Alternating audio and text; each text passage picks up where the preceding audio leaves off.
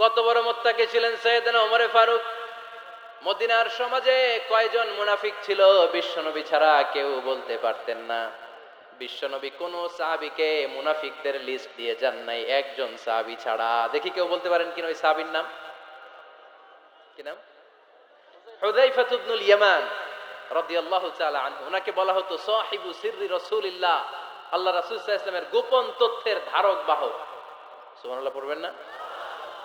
বিশ্বনবী ইন্তেকালের আগে মদিনার সমাজে মোট কয়জন মুনাফিক আছে এই তথ্য আবু বকরকে বলেন নাই, ওমর রাদিয়াল্লাহু তাআলা আনহুকে বলেন নাই, উসমান রাদিয়াল্লাহু তাআলা আনহু, আলী রাদিয়াল্লাহু তাআলা আনহু, আশারাতুল মুবাশশিরিনা বিল জান্নাহ কোন সাহাবীকে বলেন নাই। শুধুমাত্র কেবলমাত্র একমাত্র হুযায়ফা ইবনুল ইয়ামান রাদিয়াল্লাহু তাআলা আনহুর কাছে মুনাফিকদের লিস্টে বিশ্বনবী দিয়ে গিয়েছেন।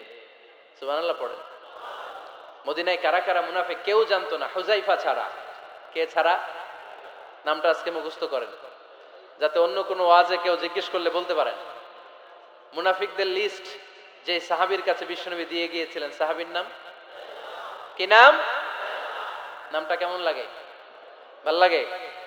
অনেকে আমারে জিজ্ঞেস করে, হুজুর আমার ছেলে হবে আগামী মাসে, একটা নাম দেন। নাম দিয়ে দিলাম হুযায়ফা। যাদের হবে ছেলে, এলাকায় যাদের নেক্সট কয়েক মাসে ছেলে হবে, খালি হুযায়ফা চলবে। কি চলবে? ভাল লাগে? নামটা ভাল লাগে? রাইখেন, অনেক সুন্দর নাম।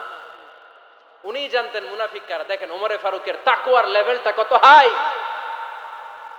ওমরে ফারুক একদিন হুযায়ফা রাদিয়াল্লাহু তাআলা আনহুর কাছে গেলেন, যে বললেন, হুযায়ফা, বিশ্বনবী ইন্তেকালের আগে মুনাফিকদের নামের লিস্টটা কারো কাছে দেয় নাই, আমার জানা নাই, সাইয়েদনা আবু বকরের জানা নাই, কোন সাহাবীর জানা নাই, তুমি ছাড়া।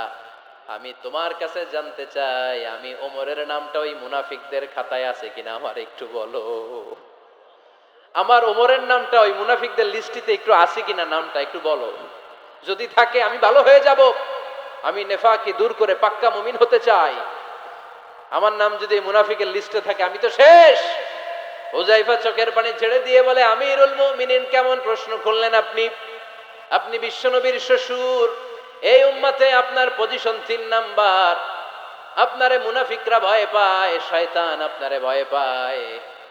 আপনি জান্নাতে সব বয়স্ক লোকদেরকে নিয়ে জান্নাতের মধ্যে আগে আগে ঢুকবেন, কেমন করে মুনাফিকদের কাতারে আপনার নাম থাকতে পারে ওমর? সুবহানাল্লাহ পড়ে। কি বিনয়ী, কি তাকওয়া। হুযায়ফাকে যে ধরতেন, হুযায়ফা একটু বলো না আমার নামটা মুনাফিকদের লিস্টিতে আছে কিনা। ওমরে ফারুকের যদি এই টেনশন থাকে যে আমি মুনাফিক হয়ে গেলাম কিনা, আমাদের এই টেনশন থাকার দরকার আছে না নাই? হ্যাঁ, যেন সব সময় আল্লাহর কাছে দোয়া করতে হবে, আল্লাহ তুমি নেফাকি থেকে আমাদেরকে বাঁচাও। আরো জোরে পড়েন আমিন।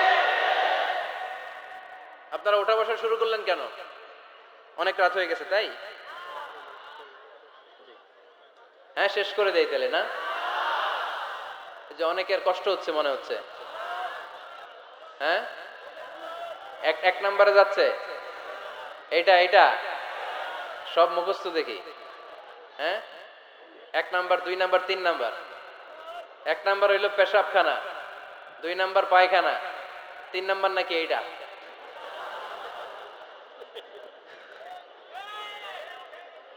আছে না নাই? না।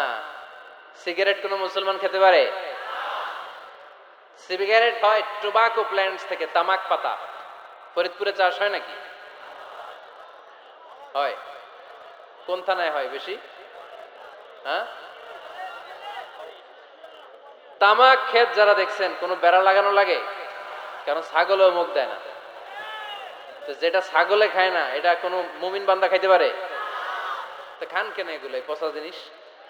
হ্যাঁ, এই পৃথিবীতে বিড়ি আর সিগারেটই একমাত্র খানা যেটা টয়লেটে ঢুকে খাওয়া যায়, তাই না? পৃথিবীতে সিগারেট আর বিড়ি একমাত্র খাবার। রাগ করবেন না, যারা খান রাগ করেন না, আবার একটু কমন সেন্সটা কাজে লাগানোর জন্য, চিন্তার জন্য বলতেছি। এটাই পৃথিবীর একমাত্র খাবার যেই খাবারের গায়ে এই খাবারের বদনাম লেখা থাকে, স্মোকিং কজেস ক্যান্সার। ধূমপান কর্কট রোগের কারণ, ধূমপান স্বাস্থ্যের পক্ষে ক্ষতিকারক, লেখা থাকে না? আচ্ছা ধরেন ফরিদপুরের একটা কোম্পানি নতুন চানাচুর বের করছে, ওই চানাচুরের গায়ে লেখা এই চানাচুর খাওয়ার 1 ঘন্টার মধ্যে বমি শুরু হবে আর ডায়রিয়া হবে। খাবেন? কি কইবেন? তুই খা। দোকানদারে কি কইবেন? তুই খা, তোর বমি হোক, তোর 14 গোষ্ঠীর ডায়রিয়া হোক, আমি টাকা দিয়ে এগুলো কিনবো না, ঠিক কিনা? কারণ এই প্রোডাক্টের গায়ে এই প্রোডাক্টের বদনাম লেখা, এটা আমরা কিনবো কেন? কিন্তু সিগারেটের উপরে সিগারেটের বদনাম লেখা থাকার পরেও আমরা খাই, টয়লেটে বসে খাই। আহা, এটার মধ্যে একটা পয়জন আছে, এটাকে বলে স্লো পয়জন, নিকোটিন। এটা আপনার লাং, ফুসফুসকে শেষ করে দিবে। Slow poison. সিগারেট খাওয়া অনেকটা আত্মহত্যা শামিল। বিষ খেলে সাথে সাথে মরে, সিগারেট খেলে ধুকে ধুকে মরে। আর সিগারেট থেকে হিরোইন, গাঁজা, ফেন্সিডিল, ইয়াবা, ম্যারিজুয়ানার পথে মানুষ পথ বাড়ায়, পা বাড়ায়, তাই না? এগুলো খাবেন না। ওয়ালা তুলকু আইদিকুম ইলা তাহলুকা, নিজে নিজেকে স্বেচ্ছায় ধ্বংসের দিকে ঠেলে দিও না। জীবনটা অনেক সুন্দর, জীবনটা অনেক রঙিন, আল্লাহর দেয় জীবনটাকে উপভোগ করার দরকার আছে না নাই? এই জন্য সিগারেটকে এই ফরিদপুরের প্রোগ্রাম থেকে আমরা আজকে নো বলে দিলাম। কি বলে দিব? আওয়াজ করে সবাইকে আমরা সবাই একসাথে বলবো, সিগারেটকে কি বললাম? মনে থাকবে না? মাহফিলের প্যান্ডেল থেকে বাইর হয়ে আবার ইয়েস, হ্যাঁ না, ইয়েস করা যাবে না। সিগারেটকে কি বললাম? নো। ওমরে ফারুক রাদিয়াল্লাহু তাআলা আনহু, আমাদের সুপার হিরো, আমাদের সবাই বলেন আমাদের, উনি কত বড় সুপার হিরো শুনেন। উনি জুমার খুতবা দিচ্ছেন। কি দিচ্ছেন? মসজিদে নববীতে। খুতবার মাঝখানে হঠাৎ বললেন, ইয়া সারিয়াতাল জাবাল, ইয়া সারিয়াত ইবনে জানিমিল জাবাল। এই কথা বলেই আবার খুতবা দিতে শুরু করলেন। ওনার এই ইয়া সারিয়াত ইবনে জানিমিল জাবালের সাথে আগের কথারও কোনো মিল নাই, পরের কথারও কোনো মিল নাই। জুমার নামাজের পর মুসল্লি সাহাবারা ধরলেন, বললেন, ইয়া আমির আল মুমিনিন, খুতবার মাঝখানে হঠাৎ করে ইয়া সারিয়াত ইবনে জালিমিল জাবাল বলে আপনি চিৎকার করলেন কেন? আপনার এই বাক্যের সাথে আপনার খুতবার আগের বাক্যের কোনো মিল নাই, আপনার খুতবার পরের বাক্যেরও কোনো মিল নাই।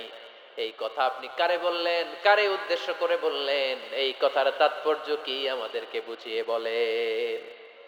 ওমরে ফারুক বললেন, আমি যখন খুতবা দিচ্ছি আমি দেখতে পেলাম ওই যে কয়েক মাস আগে আমি আমার মুসলিম সেনাবাহিনী পারস্যে আক্রমণের জন্য পাঠিয়েছি, বর্তমান ইরান, ইরানের ওই বিশাল এলাকাতে পারস্যে আমি আমার ব্যাটালিয়ন পাঠিয়েছি।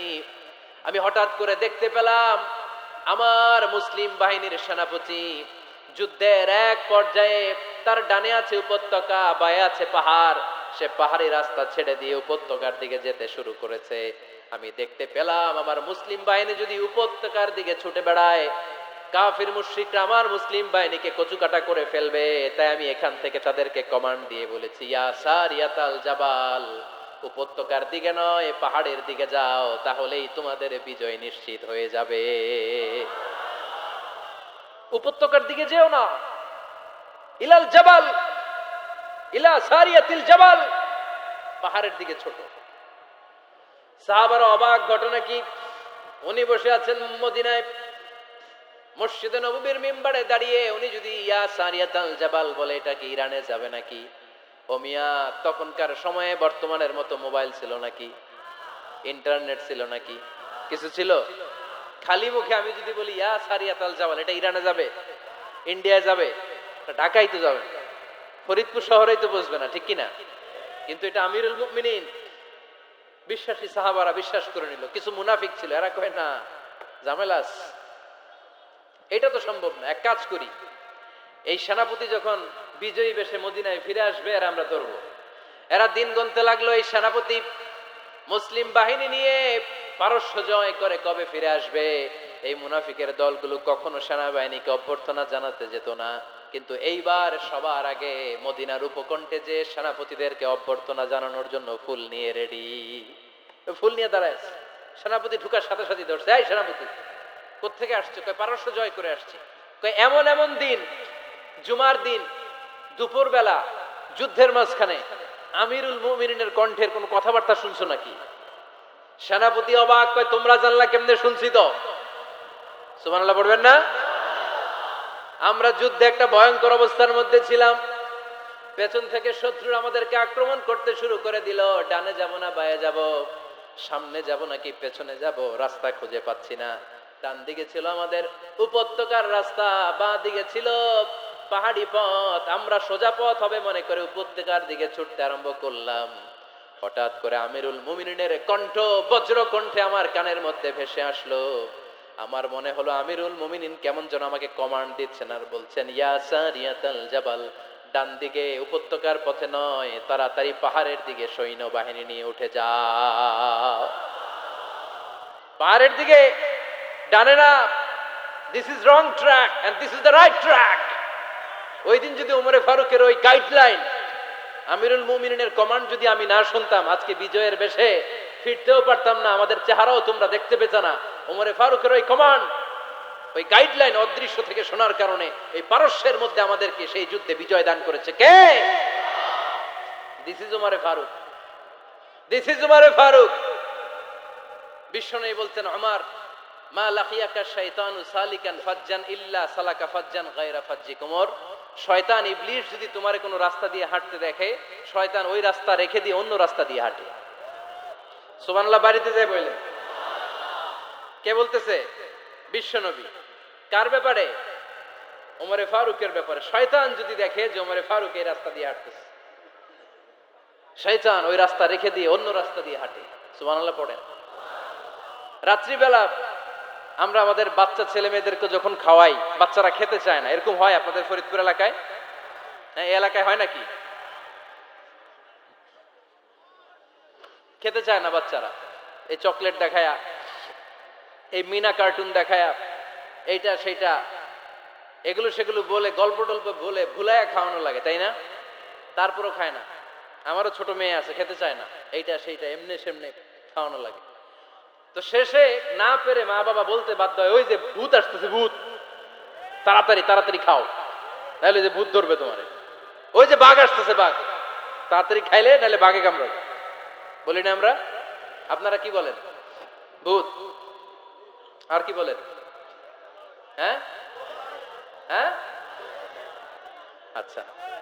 এক এক জায়গায় এক একটা আমরা বলি, ভূত আসবে, বাঘ খাবে, ভাল্লুক খাবে, তাড়াতাড়ি খাও। মদিনাতে যখন ওমরে ফারুক আমিরুল মুমিনিন, মদিনার মায়েরাও বাচ্চাদেরকে খাওয়াতে পারতো না, ছোট্ট মেয়েদেরকে খাওয়াতে পারতো না, খাওয়া নিয়ে যন্ত্রণা করতো। বাচ্চারা যখন মদিনায় খেতে চাইতো না রাত্রিবেলায়, মদিনার মায়েরা বলতো, তাড়াতাড়ি খাও, হা হুয়া ইয়াতি উমর, হা হুয়া ইয়াতি উমর, তাড়াতাড়ি খা, নাইলে ওই যে ওমর আসতেছে, Omar. This is our super hero সাইয়েদনা ওমর ফারুক রাদিয়াল্লাহু তাআলা আনহু। শুধু শয়তানি ভয় পেত না, মুনাফিকরাও ভয় পাইত, জমের মতো ভয়। শুধু তাই না, আমাদের আম্মাজান বিষ্ণু ইসা ইসলামের স্ত্রীরাও ওমর ফারুককে ভয় পেতেন।